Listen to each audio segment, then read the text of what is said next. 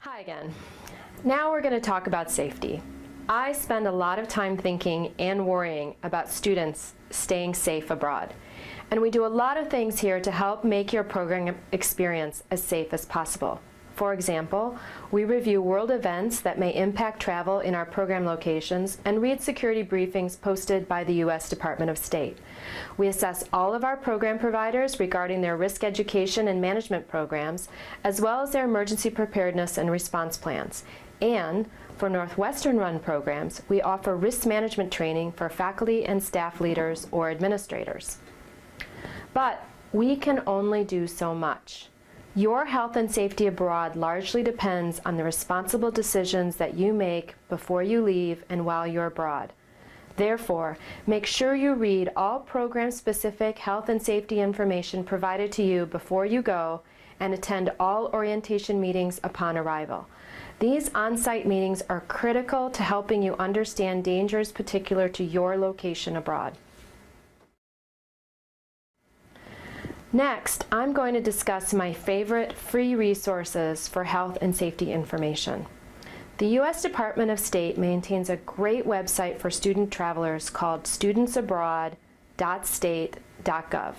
It has all sorts of great tips for student travelers because the site was created by student interns and not a bunch of retired diplomats. From this page, you can also access the Smart Travelers Enrollment Program, or STEP. This is where you can register your travel with the local U.S. Embassy or consulate, so if something really major happens in the location abroad, like the massive earthquake we saw in Haiti or Japan, or the civil uprising in Egypt, the U.S. government will know you're there and that they need to look for you. Another great source of country-specific information is available at travel.state.gov. Here you can review country-specific information reports as well as review the latest travel alerts and travel warnings. The crime and safety section is my favorite because it often describes the latest tourist scams and favorite spots for pickpockets. Another important step that you need to take is to register with International SOS. ISOS is a security and travel assistance program that is available free of charge to all NU study abroad students, and you are required to register with ISOS before departure. You can use this service to receive security email alerts specific to your host country or region, review health and safety information for host country or countries that you plan to travel to, and upload your travel itinerary so Northwestern and International SOS will be able to contact and locate you should an emergency arise. Registration instructions can be found in the pre-departure guide. And remember, you are required to enter your flight information, at least your outbound flight, in order for the registration to be saved. Some other important steps to take before you leave are as follows. First, clean out your wallet, backpack, or handbag. There is no need to take 1,000,000 credit cards, your library card, your gym card, etc. abroad. Just take a few ways to access money or credit and leave everything else behind. Make photocopies of the credit, debit, or ATM cards that you do take, as well as your passport and visa if applicable. Leave one copy at home and seal another copy in an envelope and place it in a secure location in your luggage.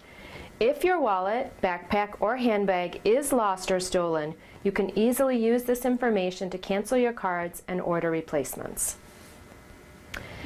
And for goodness sake, follow your resident director's advice about whether or not to carry your passport around. In most locations abroad, you only need to carry a photocopy of your passport. This allows you to keep your passport safe in your residence.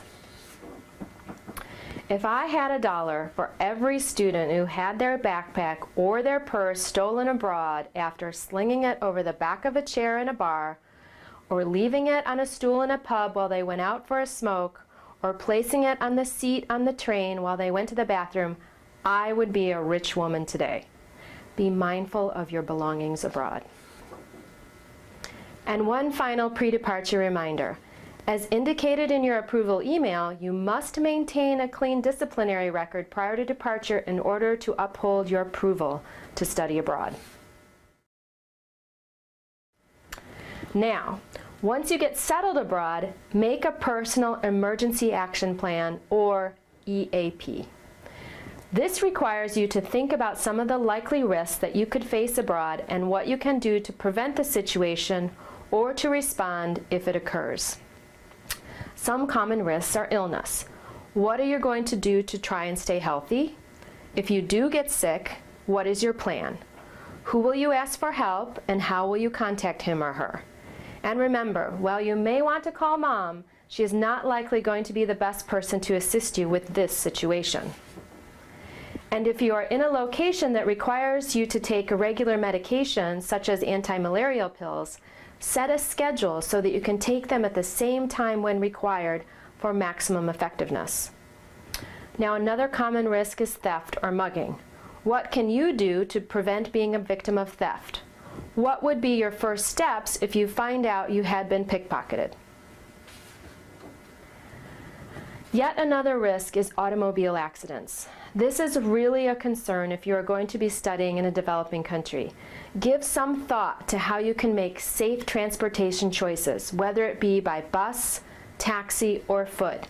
Pay attention to local staff's advice about how to call a taxi and when or where, and where it is not safe to walk at night, either alone or in groups. Lastly, now, look, I have been doing this kind of work for a long time, and I've seen it all. And I'm going to tell you what I tell parents who call me worried about their student being a victim of terrorism in the Middle East, or a natural disaster in Central America, or an elephant stampede in Kenya. No joke. These are not the things that keep me awake at night.